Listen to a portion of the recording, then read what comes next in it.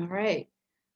Well, good evening and welcome to tonight's talk with author and birder Don Reimer, who is here to present his new book, Seen Anything Good? I'm Brenda Harrington, Program Librarian at the Belfast Free Library, and I want to thank you all for zooming in tonight to this program.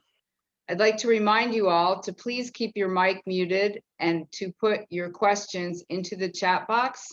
We will get to them after the presentation.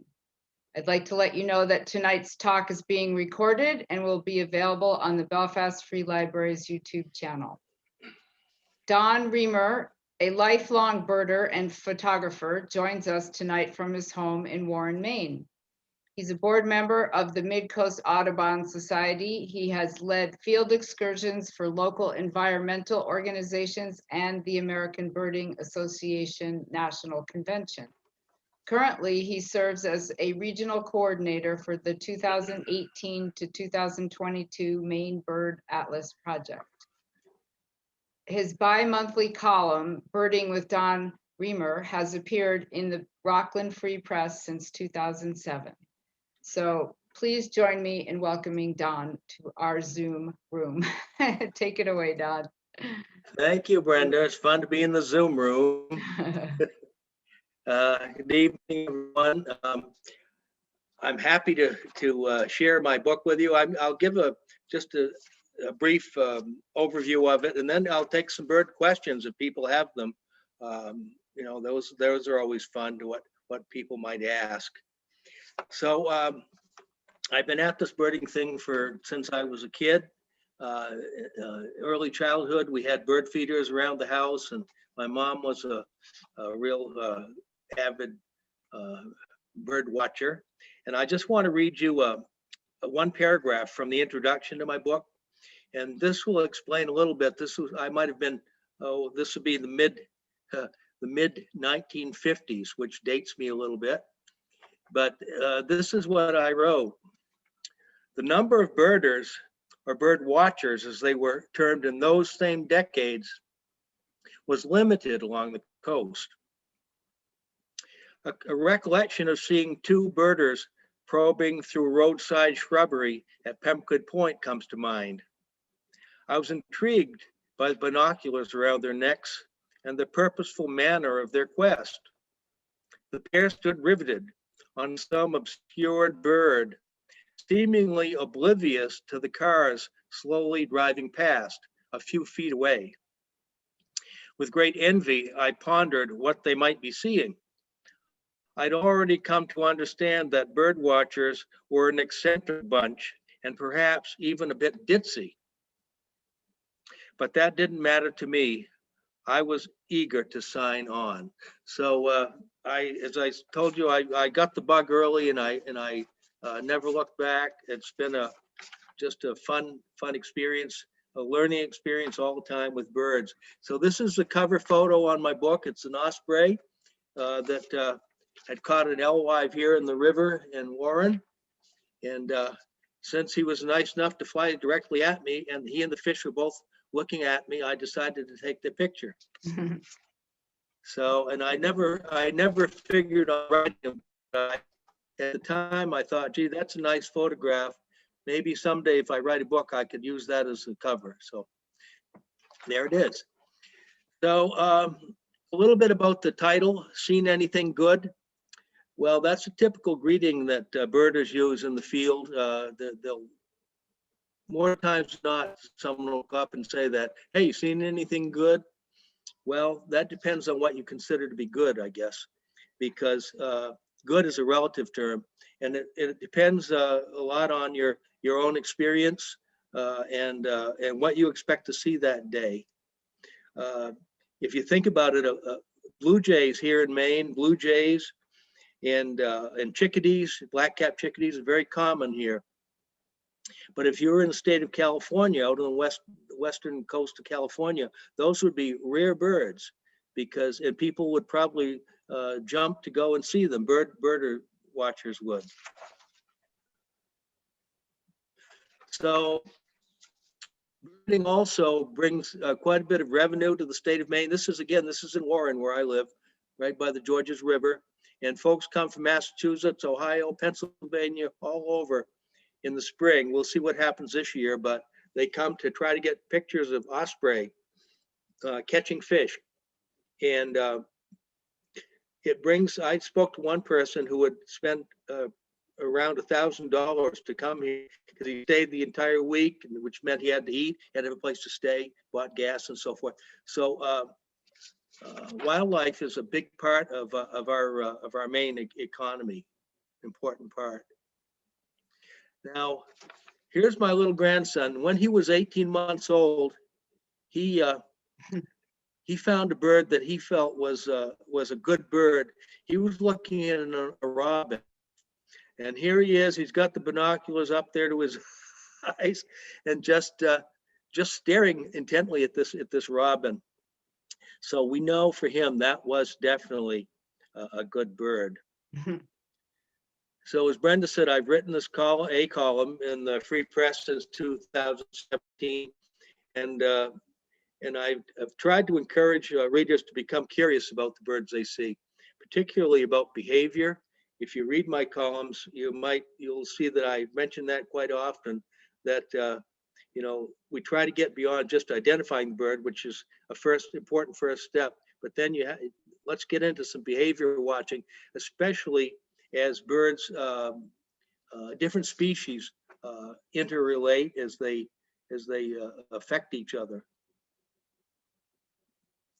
So, and it's really about, I think, just getting close to nature, for me anyway. And this was just this photo here, it was just a little fluky incident where I saw some chickadees by a pond, and I happened to have some bird seed in my car. And I went out and got a handful of seed and came back and just sort of called them in.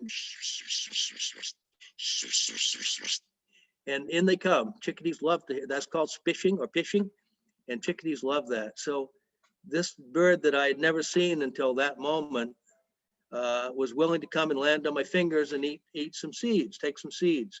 So that was fun. And I've had other experiences where I've seen birds that were along roadsides. They might have been nicked by a car. This is a hermit thrush here. It's a rusty red tail. And I found him along the roadside one really cold morning. He was here early in the season, I guess, for him. And I was able to pick him up. I warmed him up a little bit in the car, and away he went. He was good to go, and he flew off. And here's a bird. I love shorebirds. I love all birds, but shorebirds are especially appealing to me because of the long distances that they travel, the migration routes. And this little guy here is called a semi-palmated sandpiper. What that means is that he has some partial webbing between his toes. That's what gives him his name. And this little bird here, they nest on the tundra, but they make long flights down here to Maine. They stay and fatten up for a couple of weeks, and then they go on to, could be as far as South America. So this little tiny bird weighs far less than an ounce. And you can see my thumbnail is just about the size of his head. That gives you an idea of his size. And yet he's a very long-winged little bird, and he can fly for a couple of days nonstop. In fact, he has to once he gets out over the ocean. And here's a flock of those same birds. This is a fall group of semi-palmated sandpiper. This is one of those in the book. There are 40 photos in there, colored photos. And what's interesting, intriguing about these birds is that they landed in this place here at Westcag Marsh that they had never seen. They really had no idea where it was, but they were hardwired, programmed to fly, leave the tundra and fly for a day or so, and then land at a place maybe 800 miles away. And there was probably 1,500 birds in this flock. Just amazing little birds. And when they leave here, when they finally get fattened up and are ready to leave, they will fly out over the ocean. And what they usually do is to make a few circles to sort of orient themselves. And then they fly out over the ocean towards South America. And they actually fly off east of South America because the equator, the winds are different and it blows them right onto the continent of South America. And how do they know that, right? I mean, it's hardwired into their systems. Here's a really large shorebird. We get a few of these in the fall. It's a Hudsonian godwit. He's in the book as well. Great big bird, almost a foot tall. And this species is actually, many of them overfly the entire North American continent. They go from the tundra, they just skip landing anywhere in North America and just continue on down into the southern islands. So totally amazing, some of the feats of these birds. Bluebirds, a common bird, more common now than it has been in this winter, at least around my area, mid-coast. We've had lots of bluebirds. People are having them in the yards. They tell me they've got 3 or 4. We've had 4 here for a while, and just so many people mentioning bluebirds. And I think part of it as well may be because of the pandemic. People are spending more time at home, and they're buying bird seed and they're watching their yards, and a lot of interest in bird watching, I think, has developed within the past year. And these little guys, bluebirds, did well when we started putting nest boxes out for them because they're a cavity nester. They've done very well. They responded to that very well. This hawk here, this is called a Great Blackhawk. It's the only one that was ever seen in the United States, ever seen above Mexico. It's an extreme desert bird, southern Mexico. And this bird flew to Portland, Maine, and spent the winter, or part of the winter there in 2019. And eventually, sadly, it succumbed to the cold because it was not suited, for cold weather. It's a desert bird, had long yellow bare legs, usually feeds on lizards and things in the desert. So, but this bird, if you want to talk about a revenue producer, there were folks from all over the United States who actually flew or drove to Portland, Maine to see this bird. That's how unusual it was. And also, as a side note, when it did die, the state of Maine had it mounted, and it'll be at the Maine State Museum soon if it's not there already. So you might think it odd that we would have pelicans in Maine, but we do. At times, following storms, we'll have white pelicans like this giant bird. The essay for this one was called, had to do with bird, because they're very big and very heavy. We also get brown pelicans here during storms, after storms. Now here's another unusual bird. This is a bronze cowbird. And this bird, oddly enough, appeared in Rockland, Maine in the early winter, about a decade ago. And it was the first one that had ever been recorded in New England. And what was neat, I knew the fellow who found the bird, and it was in his yard, and it hung around at the feeders. And he said that they had warned the neighbors that there might be some wacky birders coming around to try to see this bird, but they were harmless. Don't worry about them, they're harmless. So here's another. I don't want to just focus on so-called rare birds, but if you're out there and you're looking enough, you do encounter these birds. This is a mew gull, which is a Eurasian gull that was over in Thomaston behind the food store there out in the parking lot. And it's totally amazing that it would be here, but gulls can travel a long way.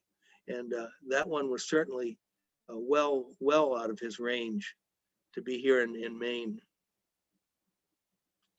And I have several stories about owls in the book, because for almost a decade I did owl studies.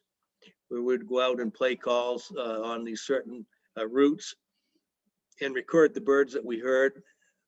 I did that for a while, and it was very interesting. A little bit spooky at times too, because my beat was way up in the willy wax on these old back roads, but it was also enjoyable and quite rewarding. So I have, as I said, several owl stories. This is a barred owl, which is probably the most common owl we have in Maine. And a quick secret on barred owls, if you see their eyes, if they're head on, and you can see that they have brown, they're the only owl in Maine with brown eyes. So if you see that, you know right away, yep, that's a barred owl. He says he has a little, who cooks for you? And this winter was a fairly good winter for snowy owls. They were seen at Clary Hill, Beach Hill. There was one on Mohegan Island for a while. They're down at Bedford Pool, several places, the airport there in Portland. So that was a pretty good winter for these birds. They only come down here in the wintertime when food gets a little scarce up north. They feed mostly on lemmings, little mousy type animals, and their population, the lemming population, fluctuates quite a bit. So you get these beautiful snowy owls on some winters, but they're also a very powerful predator. They kill ducks. They'll kill and eat ducks. So they're a powerful owl. And then here's a sad but true picture. This was a roadkill that I came upon one early morning. And you see on the top bird, there's a great horned owl, which is a peak predator on birds and small mammals. And he had caught himself a crow. He had apparently got into the night roost, the winter roost, and grabbed a crow, was flying across Route 17, and he and his victim, his crow victim, were struck simultaneously. But what was interesting about this whole thing is that he still had the crow in his clutches. His talons were securely wrapped around the crow. Okay, so red-tailed hawk, and you can see why he's called red-tailed hawk. Takes a couple of years for them to get that the full red tail, but they're a common hawk. Lots of them this winter, more than I had seen in quite a while. And here, this is a story about a big raven that frequented my yard most of one winter. I'd put a turkey out there, frozen turkey, that when our freezer quit, my wife felt that it was the turkey had become thawed out too much. So I took it out and tethered it out back, and sure enough, birds started showing up. Eagles were out here, but this large raven, I would say a male, just a huge bird, occupied the yard and defended all the food out there. And this red-tailed hawk came in and was surprised when the raven marched out, spread his wings, opened his bill, and just came after him, drove him right out of the yard, gone. But there's quite an interesting story about that raven. I have several episodes about him. And Peregrine Falcons, they're back from their low numbers in the 1960s.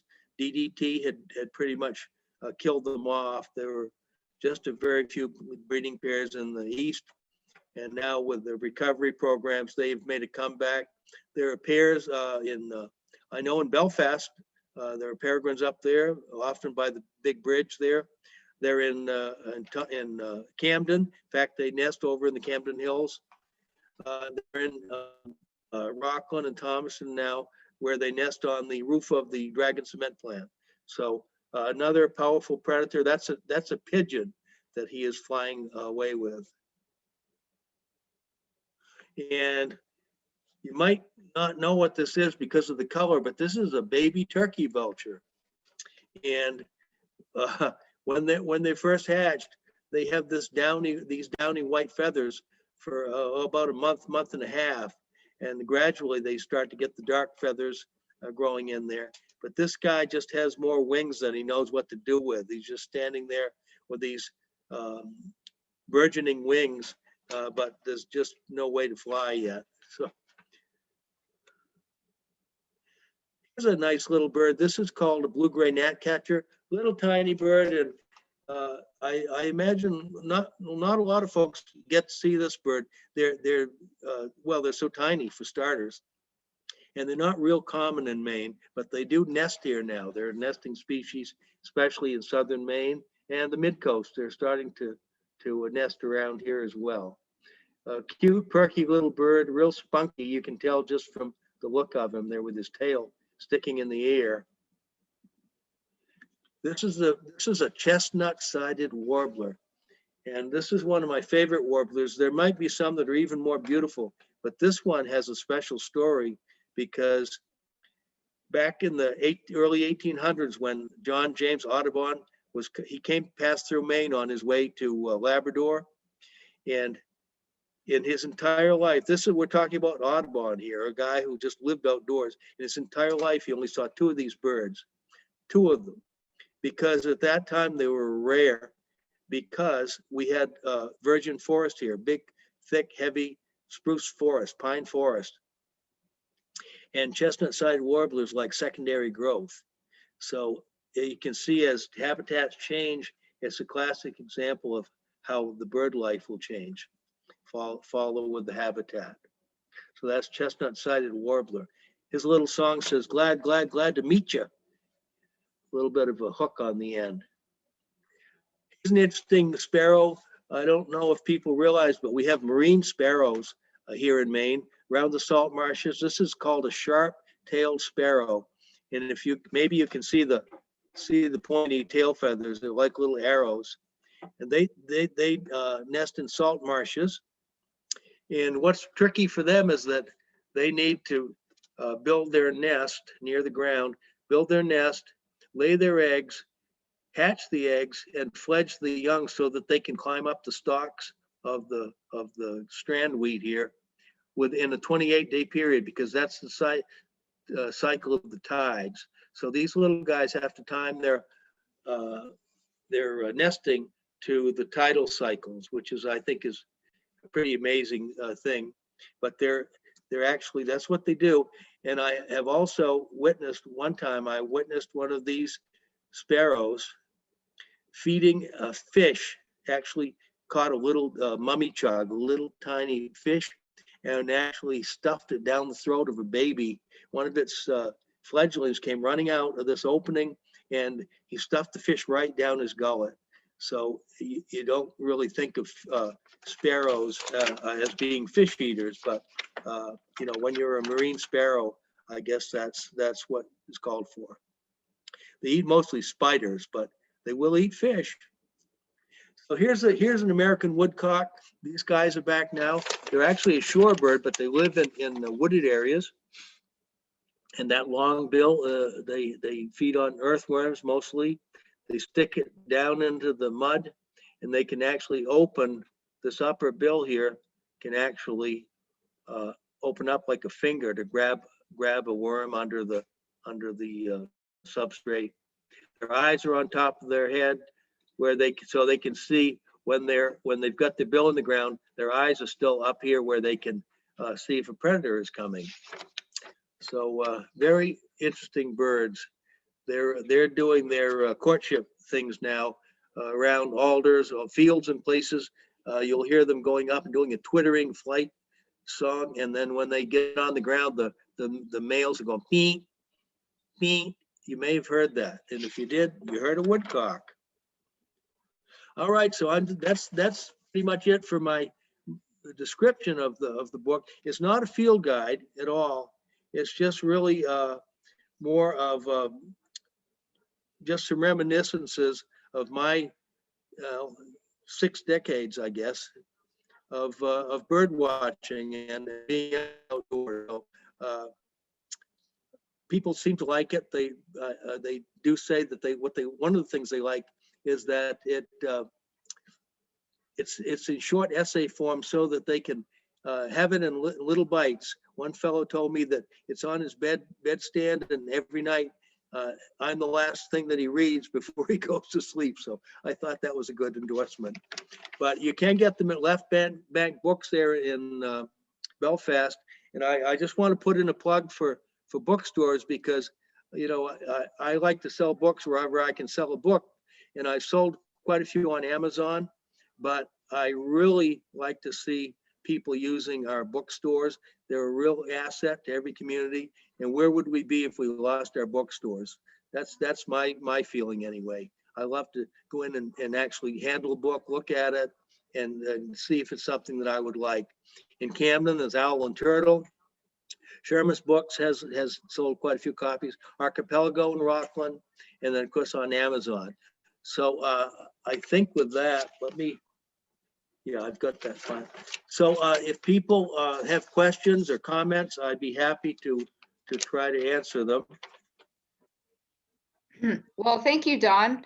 Yes, I have questions in the chat for you, and I got to go back to the beginning. So Cindy asked to please provide information about eruptions currently being experienced in Maine. You didn't talk about that, so I don't know what that means. Do you know? Well, it will refer to winter finches, because it refers to birds that are experiencing food shortages in a region where they might be. Now, like with winter finches, the crossbills and birds like that, they depend on seed crops, on trees. They eat a lot of seeds. And if a part, say Canada, doesn't have a lot of food, we'll see them in Maine. And some years we'll see lots of finches in the winter. This year wasn't too bad.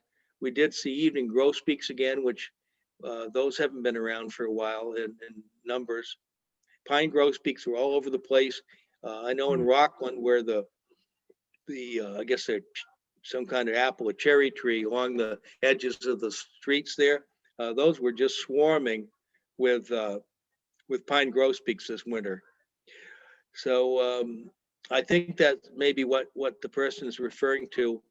And the same thing can happen, as I said, with owls. You can call those eruptions in years when we get lots and lots of them down here because of food shortages elsewhere. So I hope that answers it a little bit. All right, thank you. When do you expect more warblers here in the mid-coast area? Mm-hmm. Well, we should be getting some of the so-called early warblers. I would expect in the next week or so.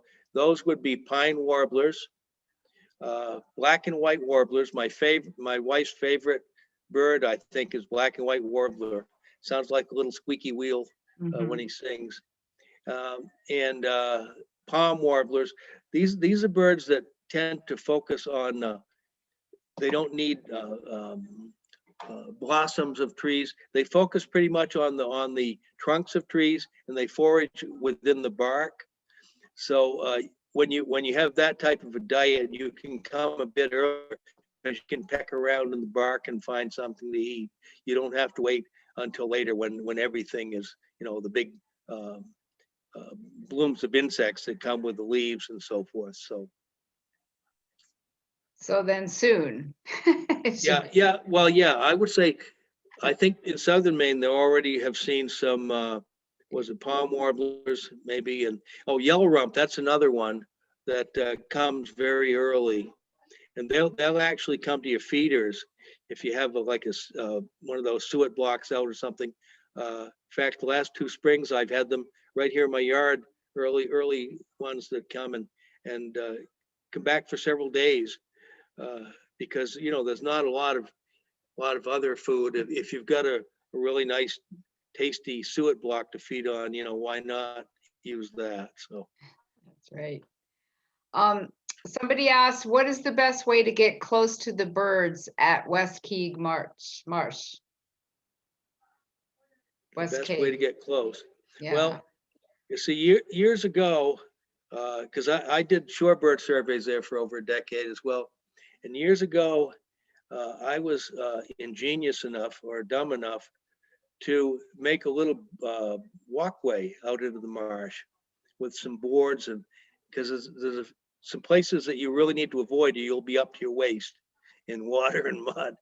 Anyhow, I did this for several years, and people loved it. We'd go out there and get all covered with mud, see all kinds of birds. But then the state biologist who was in charge of that marsh, it's state property, most of it, said that he felt it was really time to stop that because we were wearing a trail out into the marsh, which was true. And he was afraid too, we were affecting the birds who were there and wanted to just be left alone to feed and fatten up and go on their way, especially shorebirds. So the best you can do really is to get down by the by the parking lot at the roadway, just sort of get down as close as you can, I guess, to the edge of the marsh. There's also a trail that goes out there. I don't know if the person knows about this, but just further up from the parking lot at West Keg, there's a woods trail that goes out to an observation deck. And that can be pretty good. It gives you an entirely different look down the marsh instead of across it. You look down the marsh. But other than that, in the pond too, across the way, excuse me, you can sometimes get pretty good looks there right from the roadway. But one thing about West Keg, you always want to watch the traffic because it is a narrow road, and you know, people drive pretty fast there at times. So I'll just add that caution. All right, thank you. And I did notice in your slide that lots of people that had very big telephoto lenses and binoculars and everything else to help to view. The next question is, oh, you were talking about the owls and the color of the barred owl's eyes are brown. And somebody asked, what are the color of other owls' eyes as opposed to brown? Well, great horned owls have yellow eyes, and also saw-whet owl, which is the other common owl in Maine. They're a tiny owl, but they have yellow eyes as well. Okay. Yeah, the thing about a barred owl is that even at a considerable distance, those brown eyes, it just looks like two dots, dark dots on their face, and you go, yep, that's a barred owl. All right, great, thanks. This is a long question. I'm going to read the whole thing. I think I have a blue-gray gnatcatcher. It stays on a tree. I thought maybe it was a smaller nuthatch. It doesn't eat any sunflower seed, suet, or peanuts. It was here all winter. Any thoughts? It doesn't seem that a gnatcatcher would hang around all winter. I'm wondering if it might be possibly a red-breasted nuthatch, because they have a real dark blue back. Other than that, I don't really know. I know, without seeing the picture. Without seeing it, but that would be one possibility. I doubt that a gnatcatcher would hang around all winter. I don't think they could withstand the cold. Yeah. Another question just came in. Do you recommend any bird seed? What kind of bird seed would you recommend? Well, no particular brand, but by far the most popular seed with birds, with the greatest number of birds, is black oil sunflower seed. Mm-hmm. So many birds love that. And I find that some of the bags of seed, the so-called bird seed, the little fine seed that you buy, oftentimes that's not real appealing to birds, but you know, sparrows, somebody will eat it, I guess. Mm-hmm. Okay, so that was the last question, but I have a question. So you had a picture of an osprey, this one right here, the osprey with the alewife. Now, did you take that at one of the places where the alewives are coming in on? Yes, I did. Yeah. Can you reveal the best place to watch that? Well, where I took this photo was over at Payson Park, which is a town-owned park here. It's right on the river. And that's a good place because there's a bridge there, and you can actually stand out on the bridge. And if you happen to hit it right, so the birds are up in there and the fish are there, there are gulls and eagles and ospreys flying all around you. So that can be a really good place. And with some open shots, you know, you have the river there. Mm-hmm. So it's tough to get good shots in, you know, in the wooded areas and with branches and so forth. But as you can see from my photo, this was just a wide open area. So just to clarify, Don, where is Payson Park? Is that in Warren? Yes, it's on Route Okay. 90 in Warren, Okay, just below, it used to be Lincoln Store. okay, It's a food store there, and just below there, there's a turn that takes you down to the park. okay, cool, thanks. We got another question that came in. This woman asked that they try to get orioles and bluebirds, but can't seem to. What should we put out? Well, in the springtime, once mid-May or so, if you put out half oranges, that seems to attract them quite well. They're attracted to the color, I think, as much as anything. But orioles love oranges because on their wintering grounds, they eat a lot of fruit. And then of course they get up here and, you know, they're hoping to get insects. That's what they live on in the nesting season, is mostly insects, caterpillars and things like that. Mm. What attracts bluebirds to someone's yard? Well, I know one thing that bluebirds, I don't know how much it would attract them by sight, but the one thing that they actually love is dried mealworms. You can buy them at a feed store, and they just gobble those up like they're going out of style. They love mealworms. All right. Somebody made a comment that he has bluebirds eating suet. Yep. Oh yeah. Oh, that too. Suet blocks. That's right. That's right. That's cool. Well, that's it on the questions in the chat. I don't know if anybody has an outstanding question they want to unmute themselves. I always get worried about that because I figure everybody's going to unmute at once. But if there is anybody that wants to unmute and ask a question, please feel free to do so now.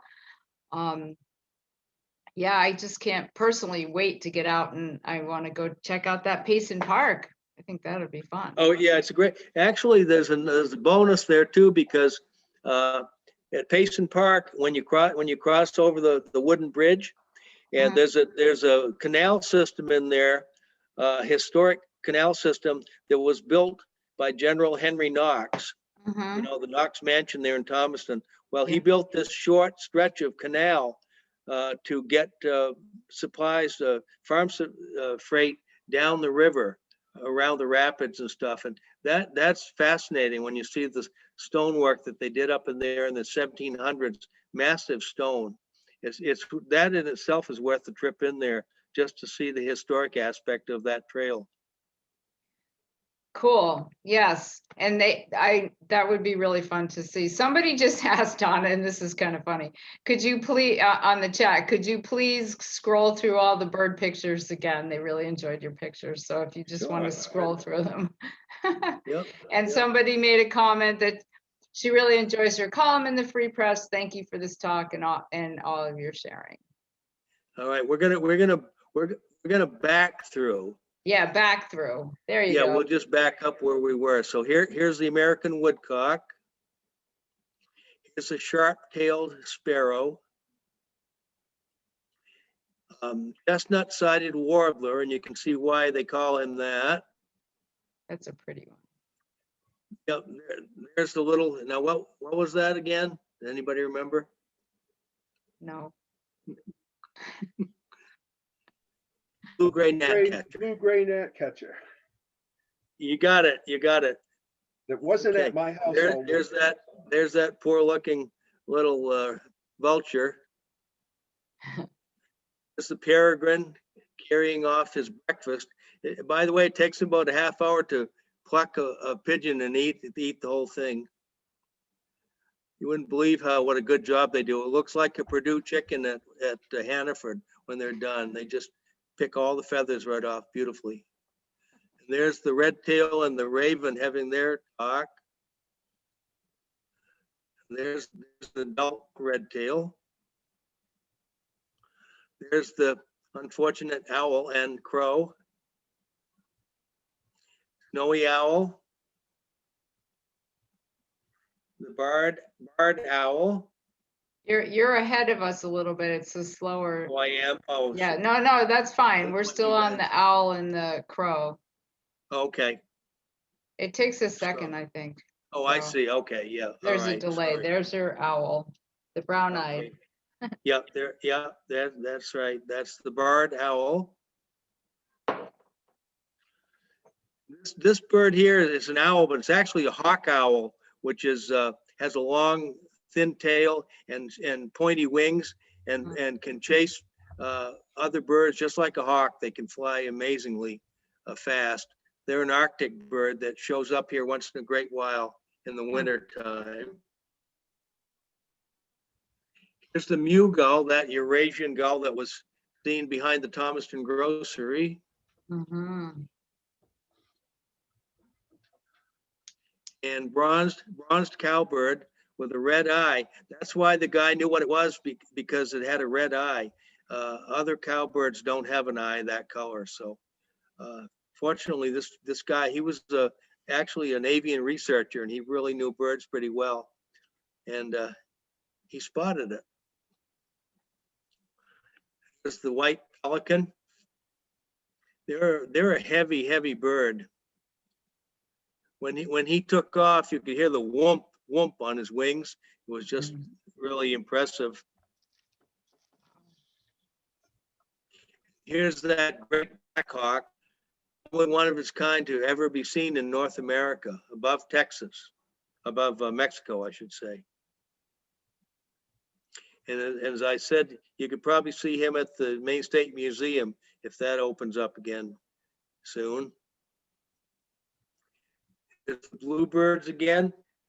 They love berries, eat a lot of berries in the winter because they are a thrush like a robin, and robins also love berries. Here's a Hudsonian godwit, big shorebird. And here are the semi-palmated sandpipers, a good-sized flock of juvenile birds, right in their first plumage, just look like they're all painted like a bright penny. And here's one in the hand to show you his size.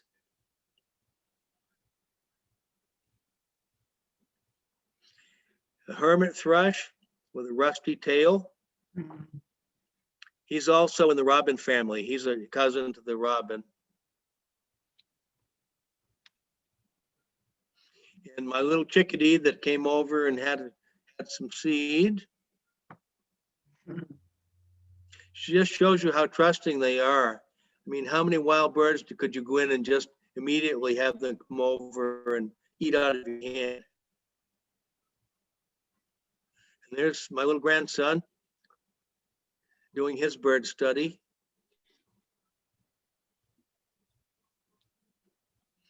And people who have more money than I do, from the looks of their camera gear, there's some serious bucks tied up there.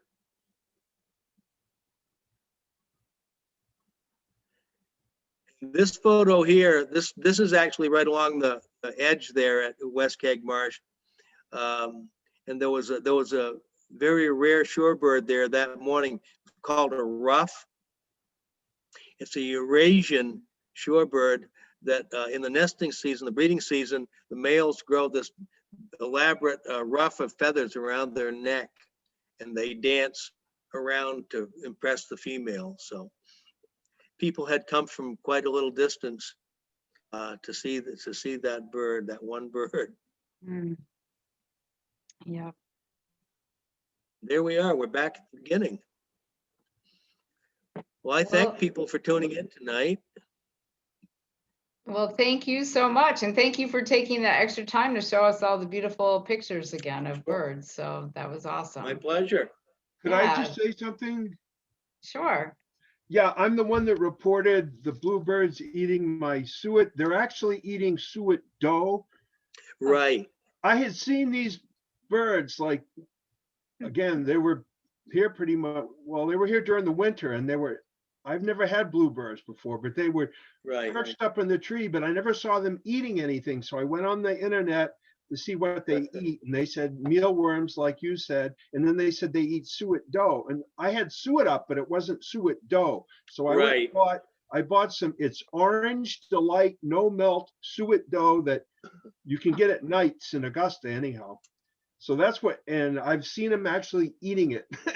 So, Yes, oh yeah, they like that stuff. They definitely do. Huh, never heard of it. Well, that was cool. Thank you for saying that. you're welcome. All right, well, thank you all for coming, and thank you, Don, for this wonderful talk. And I'm gonna stop